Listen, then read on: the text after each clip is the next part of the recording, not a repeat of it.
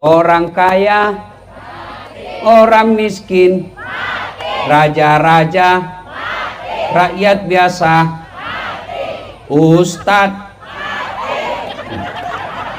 Kenapa keras sekali? Orang kaya, orang miskin, raja-raja, rakyat biasa, janda, semua mati. Berarti yang jadi masalah bukan mati. Mau atau tidak, tiba saatnya pasti mati. Berarti bukan mati yang jadi masalah. Yang jadi masalah illa wa antum muslimun, kecuali matimu dalam keadaan beragama Islam. Insya Allah kita tidak akan mati dalam keadaan merampok. Amin. Insya Allah kita tidak akan mati dalam keadaan berjudi. Insya Allah kita tidak akan mati dalam keadaan berzina. Tapi yang bisa membuat mati kafir, hubbi aklil haram, suka, hobi, senang memakan barang haram. Salah satu di antara barang haram itu menerima serangan fajar ketika pilkada kemarin. Kau semua pelakunya.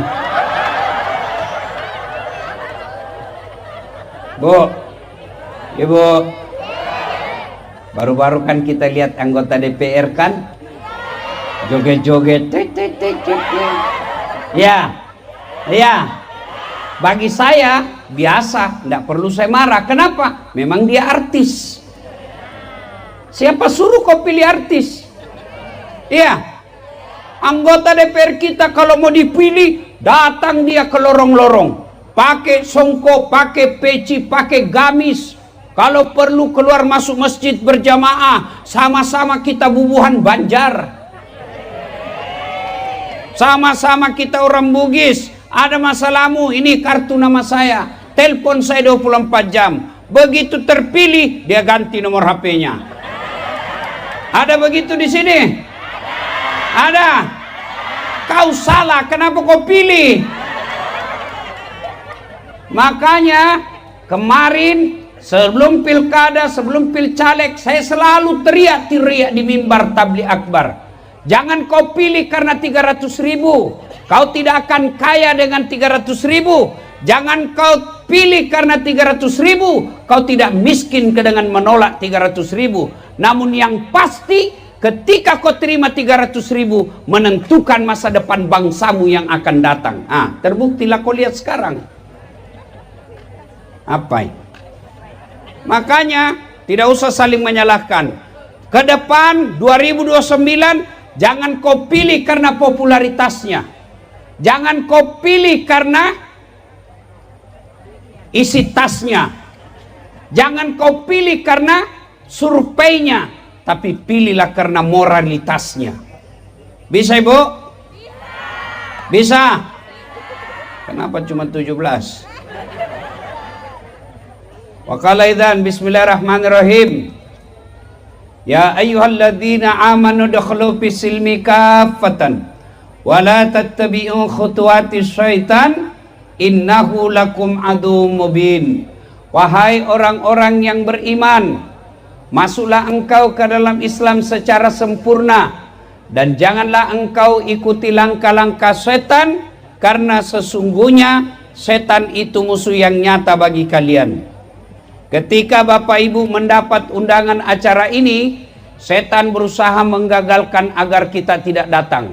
Dia godanya kita, tidak usah kau datang, tidak usah kau datang, lebih kau nonton di YouTube. Tidak usah kau datang, capek, baru saja kau datang cari nafkah. Alhamdulillah, setan yang ada di rumah berhasil kita kalahkan, sehingga kita bisa hadir di tempat ini. Apakah setelah duduk di tempat ini setan menyerah? Tidak, dia goda lagi, kau tidak dengar ceramah. Kada usah dengar ceramah, tidak usah dengar ceramah. Pegang HP-mu, pegang HP-mu. Jadi ibu-ibu yang pegang HP kena godaan setan. Ini bagaimana kau mau dengar ceramah kalau kau sibuk begini? Sudah dikasih tahu masih juga dia pegang. Bukan lagi godaan setan, kau sudah jadi setan.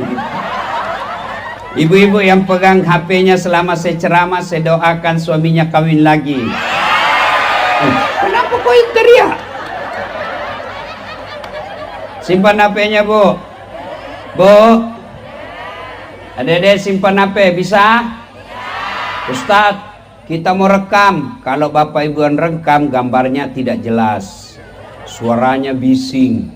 Tapi kita mau dengar nanti kalau pulang, Ustadz. Jangan cemas. Tuh ada kamera saya bawa dari Makassar. Nih. Tapi kau bawa pulang kameramu, Ustadz. Don't worry. Nonton YouTube saya. Tablik Akbar Universitas Lambung Mangkurat. Sudah nonton? Jangan lupa like and share. Kenapa kau ketawa, Ibu? Daripada kau follow artis. Ayo. Adik-adik cowok, apa kau dapat kalau kau follow artis? Apa kau dapat? Habis amalmu.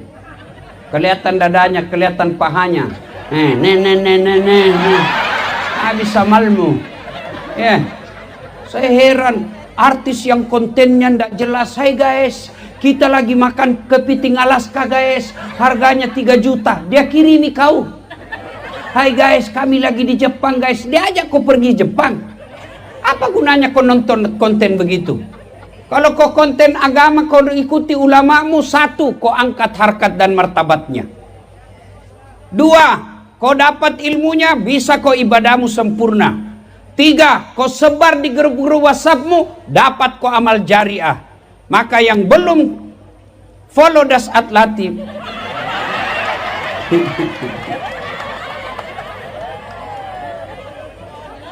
wa qala idzan bismillahirrahmanirrahim. Innallaha wa malaikatahu yusalluna 'alan nabi. Ya ayyuhalladzina amanu sallu 'alaihi wa sallimu taslima. Sesungguhnya Allah dan para malaikatnya berselawat kepada Rasulullah Muhammad sallallahu alaihi wasallam. Maka wahai orang-orang yang beriman, berselawatlah kalian kepada Rasulullah dengan sebaik-baik selawat. Maka saya mau ajak salawat. Boleh?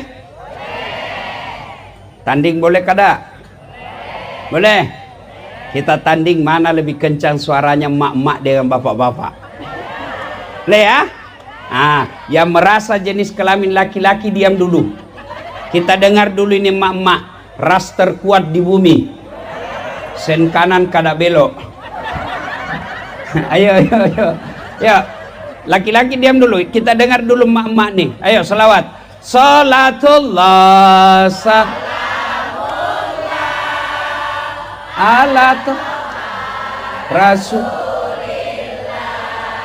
Salatullah ala Yasin. Masya Allah. Nilainya 9,5.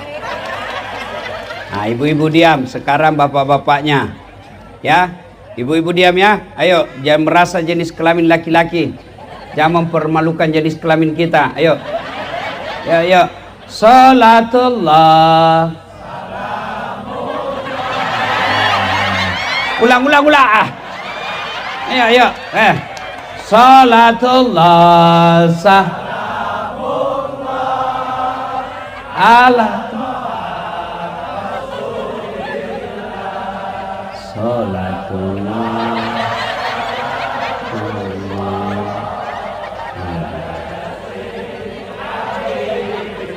itu mau poligami, lobet macam ini.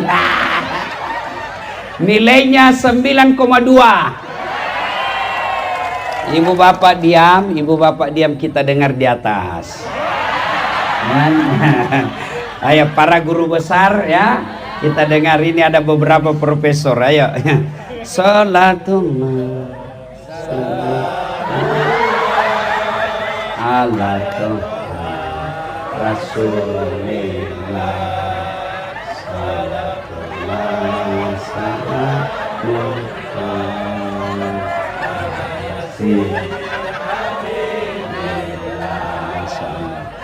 Ya, nilainya 9,9.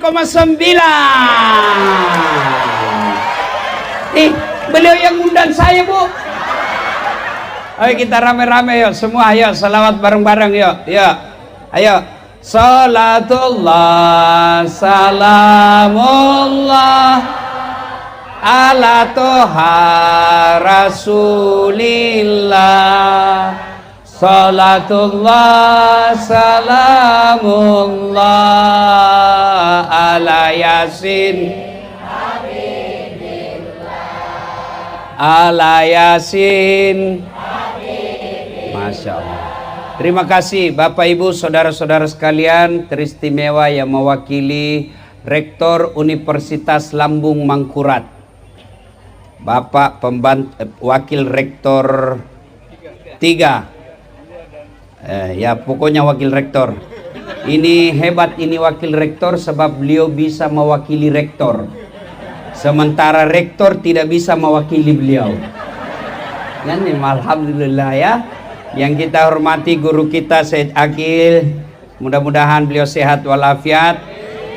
Juga hadir saya, pimpinan saya dari Universitas Hasanuddin, ya, Wakil Rektor 1, Profesor Dr. Gigi Muhammad Ruslin, MKes, PhD.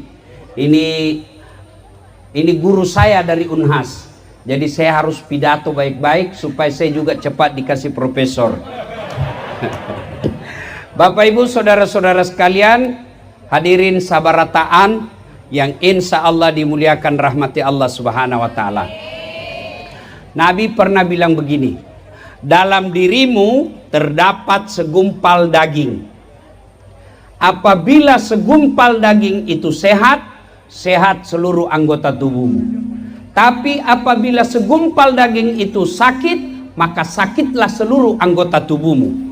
Sahabat bertanya, apa gerangan segumpal daging itu ya Rasulullah? Nabi menjawab, dialah qalbu.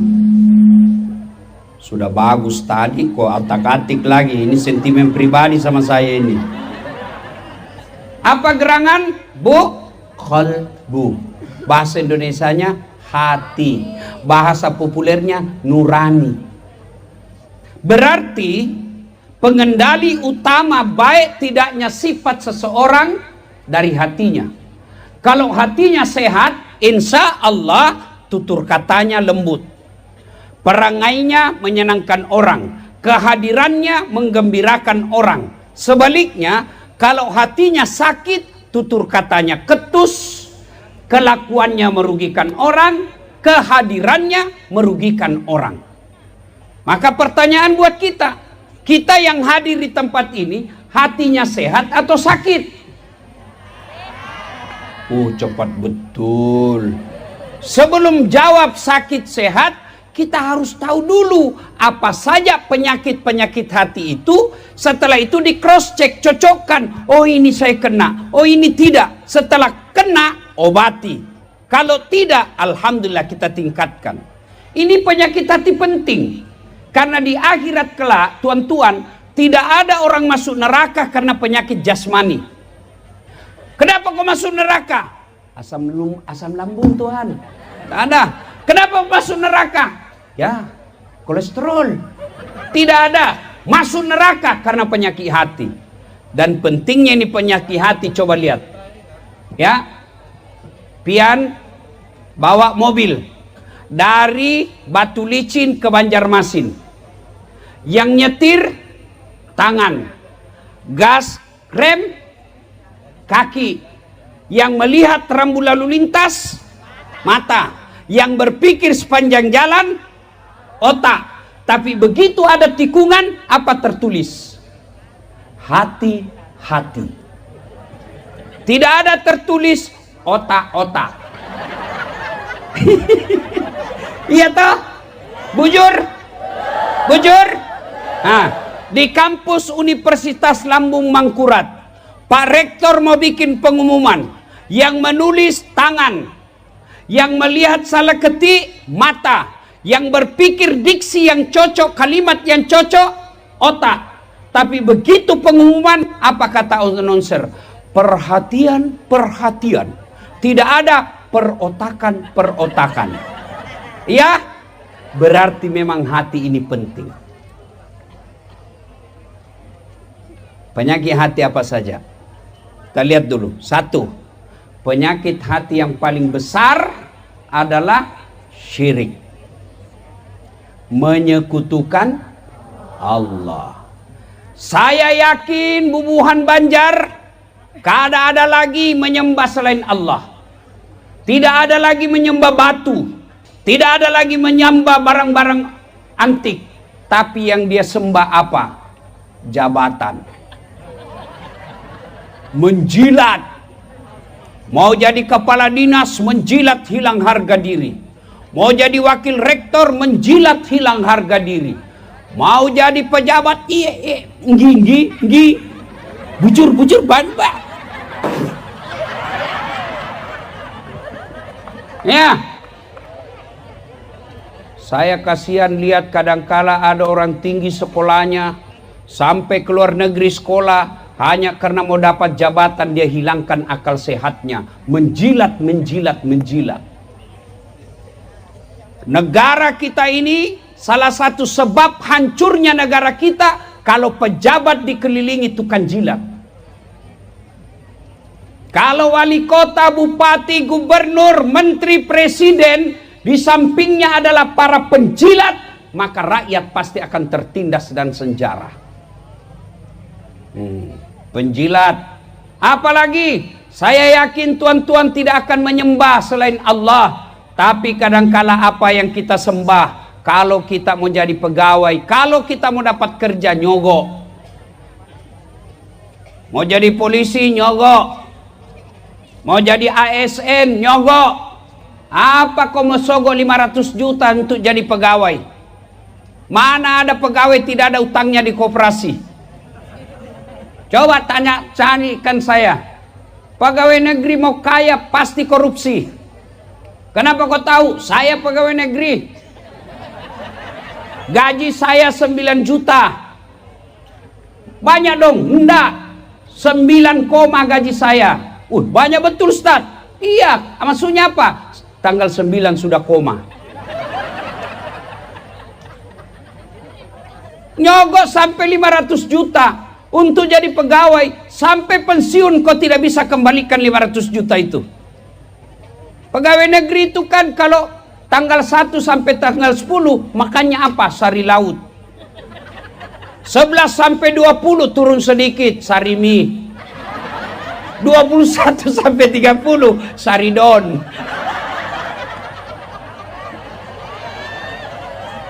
Ya, adik-adik mahasiswa, kalian kalau selesai jangan selalu cita-cita jadi pegawai negeri. Cita-citamu jadi pengusaha. Kalimantan Selatan ini kaya dengan sumber daya alam. Jangan kau menjadi tamu di negerimu. Kau belajar dengan baik, kelola sumber daya alammu. Jangan sampai jalanmu jelek. Pegawai negeri, apa pegawai negeri? Apalagi yang kadang-kala kita sembah, pejabat kita. Satu, penyakit hati, syirik. Karena waktu terbatas. 2, penyakit hati apa? Sombong. Apa itu sombong Ustaz? Pakai barang mahal, belum tentu. Pian dikasih rezeki yang bagus, pakai emas, boleh. Kalau perlu ibu pakai emas, ikat di sini jidatmu. Tulis emas murni. Boleh, boleh. Kan namanya perhiasan. Bapak punya rezeki pakai baju mahal, silahkan. Sombong, belum tentu. Bapak punya rezeki pakai baju krokodil. Tahu krokodil, cabuaya. Itu katanya kalau asli kepalanya menghadap ke dalam, kalau palsu kepalanya menghadap keluar. Buaya darat. Ya, pakai silahkan. Lalu kapan dia sombong? Sombong kata Nabi 2 penyebabnya. 1, menolak kebenaran. 2, nganggap enteng orang lain. Itu sombong. Ibu pakai emas, boleh. Itu rezekinya ibu. Kapan sombong? Menghina orang di samping. Ikam kau tahu kada ini? Kada. Apa gerang? Ini emas ini 20 juta. Pian kada bisa beli. Sombong. Nganggap remeh orang lain. Yang kedua, menolak kebenaran. Ada orang beritahu, baru masuk selesai jadi doktor, dia sudah profesor, dikasih tahu, Prof, ini yang benar sekarang. Apa tahu apa kau? Sombong. Abu Lahab, Abu Jahal, Abu Sofyan tadinya mengenal Nabi sebagai orang yang jujur, tadinya mengenal Nabi orang yang baik akhlaknya sampai diberi gelar Al-Amin. Tapi setelah dilantik menjadi Rasul 40 tahun, Abu Jahal, Abu Lahab, Abu Sofyan akhirnya membenci Nabi, bukan karena akhlaknya Nabi, karena dia merasa Bani Hashim rendah. Mereka merasa keturunan Abu Jahal lebih mulia daripada Bani Hashim. Sombong. Apa yang menyebabkan orang sombong? 4. Kata Nabi, penyebab datangnya sombong. 1. Bertambahnya harta. Yang tadinya miskin, tiba-tiba dapat pembebasan lahan, dibeli sama perusahaan, langsung kaya. Sombong. Temannya setan. Apa yang kamu mau sombongkan dengan hartamu? Allah titipkan satu penyakit dalam hartamu. Banyak duitmu tapi tidak bisa ada kau makan. Duitmu miliaran tapi dilarang makan nasi.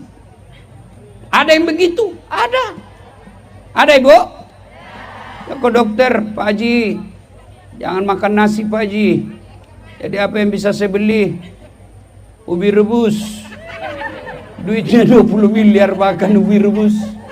Apalagi kata dokter, Pak Haji, selama Haji aktif tidak pernah kena matahari.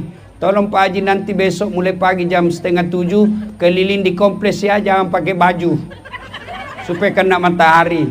Apalagi dok, pakai celana pendek ya, supaya kena matahari juga pahanya. Apalagi dok, jangan pakai sendal, jangan pakai peci. Jalanlah dia 6:30 sampai jam 9 keliling di kompleks, ndak pakai baju, ndak pakai sendal. Apa bedanya sama gembel?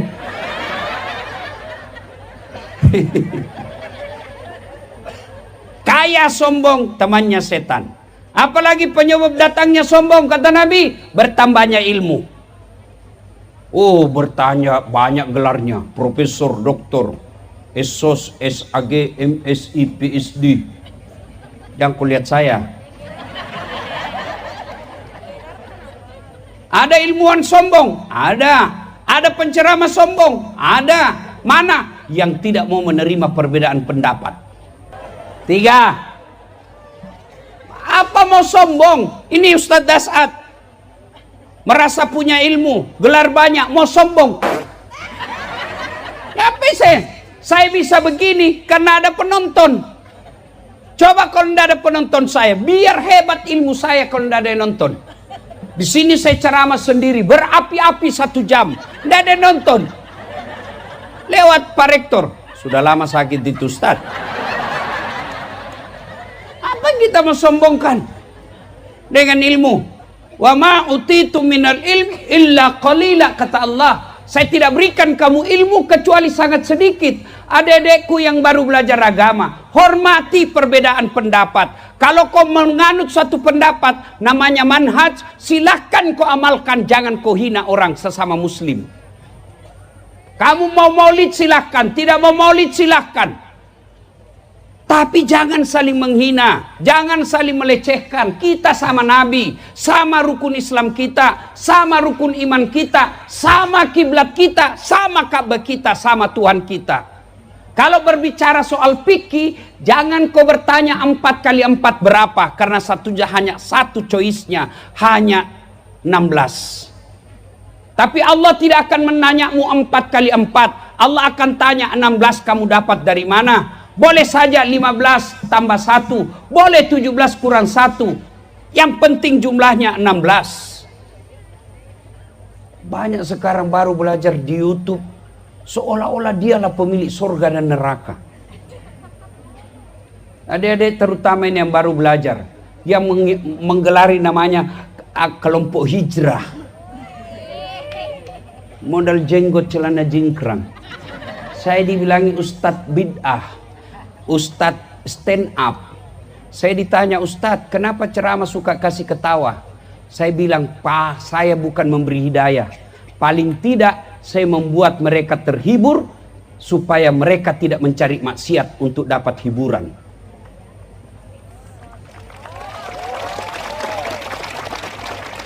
Berbeda pendapat biasa. Jangan saling menghina. Apa yang kau sombongkan dengan ilmu? Allah titip satu penyakit dalam dirimu, pikun. Mana ada obatnya itu pikun? Ada cerita, wallahu alam benar atau tidak ini. Guru besar, ketika usianya sudah 70 tahun, setiap mau pergi mengajar, diprotes sama istrinya. Pak, biasanya kalau kau mau pergi mengajar, kau cium-cium jidatku.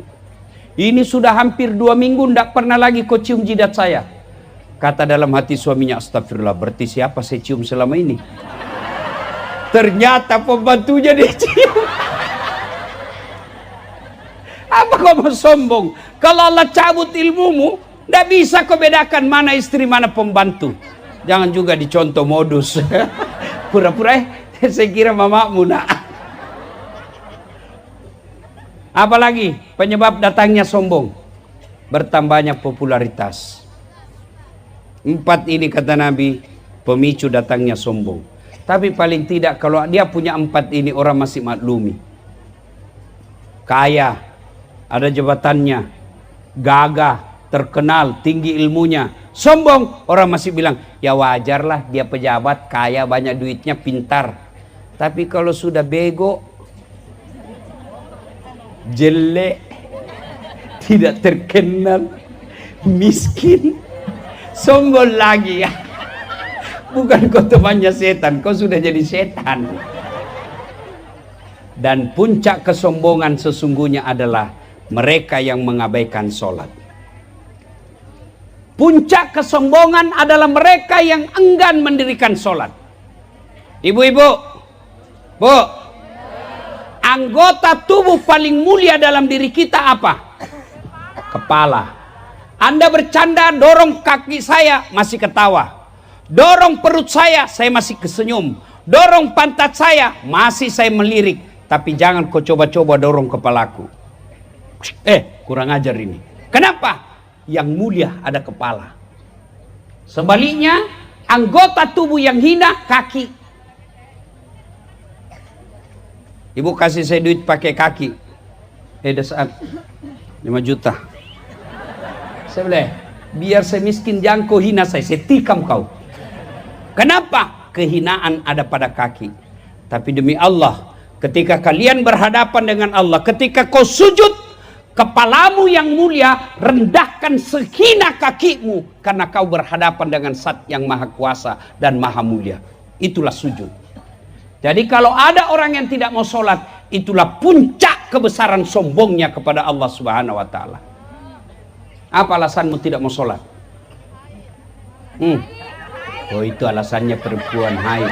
3 kali haid 1 bulan. Kenapa tidak sholat? Haid nah. Kenapa tidak sholat? Datang bulan. Ya itu aja itu. Ala ibu-ibu, kenapa belum sholat? Suaminya, biasanya kau haid cuma 5 hari. Ini 7 hari belum sholat. Belum bersih nah. Bohong, masih ada sedikit-sedikit. Bohong kau. Apa bohong? Saya kasih lihat kau. Beleng-beleng. Ibu, ada bubuhan Bugis di sini? Oh, kada manahan. Memang jago ini orang Bugis. Oh, kemana-mana saya ketemu orang Bugis. Saya pergi Kota Baru, banyak orang Bugis. Saya pergi lagi ke Pagatan, lagi banyak orang Bugis.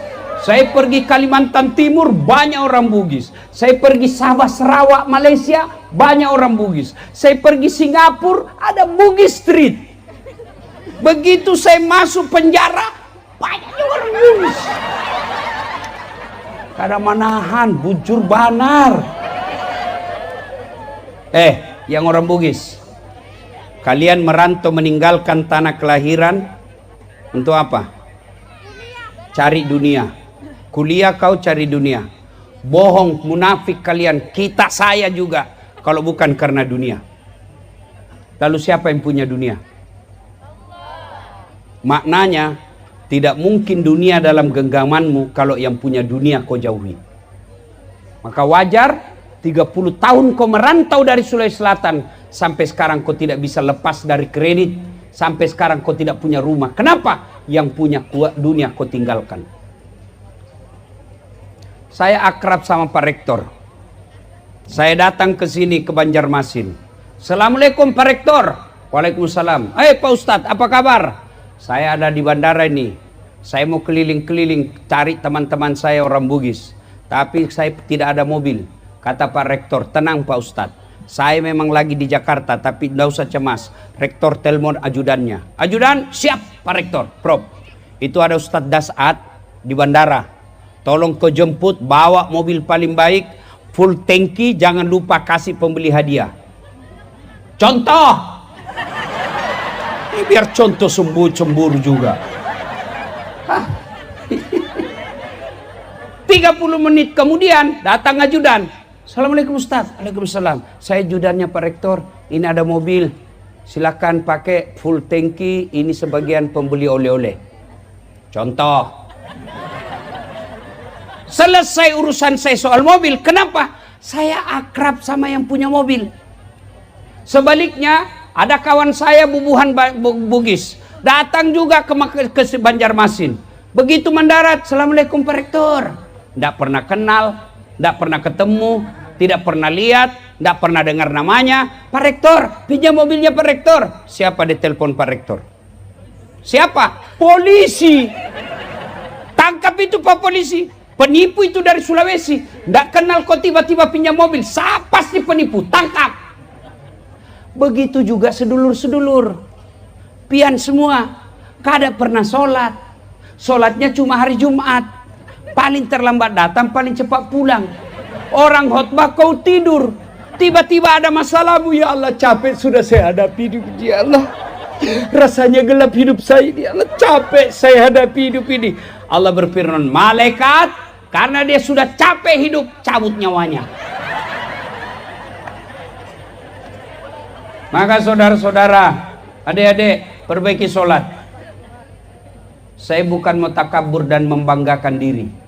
Ini yang bicara sekarang, 16 tahun saya susah payah di Makassar. Saya pernah menjadi tukang cuci keliling. Dari Jalan Harimau saya naik sepeda BMX ke kompleks ini Antang. Menjadi tukang cuci hari Ahad. Saya datang mencuci ke keluarga-keluarga saya. Saya cuci pagi hari. Saya tunggu kering. Sudah itu saya setrika. Sore selesai semua saya setrika. Saya naik sepeda lagi dari Antang ke Jalan Beringin. Daerah Todopuli untuk ngajar ngaji keliling. Saya pernah menjadi pegawai catering abal-abal. Bapak Resa orang bau-bau almarhum. Saya bilang sama Bapak Resa, tidak usah kau gaji saya. Kasih makan saya sama adekku 2 kali 1 hari. Saya bawa pakai motornya Bapak Resa. Bawa ke bank-bank. Setiap saya mengajar, termasuk pekan ini, di PIS 2 Sospol PIS 3, lantai 2, 207. Saya pernah keluar dari kelas. Saya ditunjuk sama senior saya. Kau tidak malu-malu dah saat bajumu baju cakar semua kau pakai. Saya tidak malu waktu itu. Saya kadang-kala jalan kaki sekolah dari Jalan Harimau ke Jalan Cakalang, SMA 4. Saya pernah jadi loper koran. Saya pernah cleaning service membersihkan 4 toilet Jalan Mapanyuki. Saya bilang tidak usah gaji saya. Cukup kalau ada undian umroh kasih masuk namaku. Mudah-mudahan saya dapat umroh. Sampai bubar itu kantor saya tidak dapat. Tapi saya tidak pernah putus asa. Saya pegang janji Allah. Ud'uni astajib lakum. Berdoa kau kepadaku pasti saya kabulkan. Tapi mustahil Allah kabulkan doamu kalau kau tidak sholat. Saya pelihara sholat saya. Kalau dengan izin Allah. Dulu saya jadi cleaning service. Mau umroh. Alhamdulillah sekarang saya punya travel sendiri. Mengumrohkan orang. Dulu saya cari beasiswa. Saya sekarang memberi beasiswa. Dulu saya dihina kawan saya. Yang dia bilang baju cakar. Alhamdulillah tiap tahun Ramadan saya kasih zakat. Apa resepnya? Pegang dunia yang punya dunia. Sholat. Apa susahnya Allah kasih kamu lunas hutangmu? Apa susahnya Allah kasih kamu mobil? Apa susahnya Allah kasih kau dunia? Apa yang kamu minta Allah tidak butuhkan? Kamu minta sama handphone sama saya, tidak mungkin saya kasih. Kenapa? Saya juga butuh handphone. Ustadz, minta mobilmu, pret. Saya juga butuh mobil. Kau minta kepada Allah, apa yang kau minta Allah tidak butuhkan. Dan hebatnya, semakin kau minta, semakin Allah senang. Berarti kau mengaku hamba. Adik-adik sekalian yang lagi sekolah, lagi mencari masa depan, wala tai'asu min rauhillah, kata Allah, jangan kau putus asa, saya berikan kamu apa yang kamu mau, dengan catatan pelihara sholatmu. Ibu-ibu berdoa, ya Allah jadikan saya anak soleh, ndak usah kau cari air berkah. Ustadz, ini nah barakah Ustadz, kau kasih setengah mati kita. Kau datang 10 orang, terakhir Ustaz, terakhir Ustaz, penerang hati, pret. Belum tentu yang doakan kamu ikhlas, belum tentu dia kenal kamu. Lebih baik kau mengadu kepada Allah dalam salatmu. Ya Allah, capek saya jadi orang miskin. Kau larang saya minta-minta, maka saya datang kepadamu menagih janjimu ya Allah. Lunasi utang saya ya Allah. Saya bangun masjid baru-baru. Masjid saya, rekening saya diblokir. Ya kan Ibu? Malamnya saya mengadu kepada Allah. Ya Allah, jangan kau kasih malu saya. Bayar utangmu ya Allah. Saya bukan punya rumah. Ini rumah ibadahmu. Bayar utangmu. Jangan kau kasih malu saya. Didengar rupanya itu video saya sampai ke presiden. Presiden perintahkan kepada kepala BPATK ketemu saya. Buka tanpa bayar, 120 juta orang dibuka rekeningnya. Itu namanya kekuatan doa. Kecil buat Allah kasih Bu. Ibu-ibu, bisa ndak hamil perempuan ndak pernah disentuh laki-laki? Bisa kalau Allah mau, Siti Maryam. Cuma sekarang banyak perempuan mau sama Siti Maryam. Hamil ndak ada suaminya. Beleng-beleng. Bisa ndak laki masuk orang dalam perut ikan? Bisa kalau Allah mau. Nabi Yunus. Bisa ndak orang dihidup bakar dalam api sangat besar bisa hidup? Bisa kalau Allah mau. Nabi Ibrahim. Kalau Allah mau. Caranya supaya Allah mau, sholat. Ya Allah, perbaiki hidupku. Allah dengar itu doamu, maka Allah jawab, hayya alal falah, sini saya kasih kamu apa yang kamu mau. Itu makna hayya alal falah, sini kamu, saya kasih kau ibu apa yang kamu mau. Tapi apa jawaban kita? Tunggu, lagi ada pembeli. Sudah, Allah katakan uruslah itu pembelimu. Sombong, puncak kesombongan adalah melalaikan sholat. Bapak ibu saudara-saudara sekalian, banyak penyakit hati, tapi waktu terbatas. Kalau sudah sakit hati, bagaimana cara mengobatinya Ustaz? Quran mengatakan, ala bidzikrillahi tatma'innul qulub. Berzikir, hatimu akan menjadi tenang. Salah satu zikir itu adalah qiraatil Quran, membaca ayat suci Al-Quran. Mudah-mudahan lomba seperti ini bukan sekedar mencari juara, tapi menjadikan Quran sebagai pedoman dalam kehidupan kita sehari-hari. Juara baca Quran penting, tapi yang jauh lebih penting adalah juara mengamalkan Quran. Juara menghafal Quran istimewa, tapi yang jauh lebih istimewa adalah mengamalkan hafalan Quran kita. Ibu bapak saudara-saudara sekalian, mudah-mudahan yang hadir di tempat ini Allah bukakan hatinya, Allah bersihkan hatinya, Allah jadikan Quran sebagai pedoman dalam kehidupan sehari-hari. Mudah-mudahan ada manfaat, lebih dan kurangnya mohon dimaafkan. Usikum wa nafsi bitaqwallah, fastabikul khairat. Assalamualaikum warahmatullahi wabarakatuh.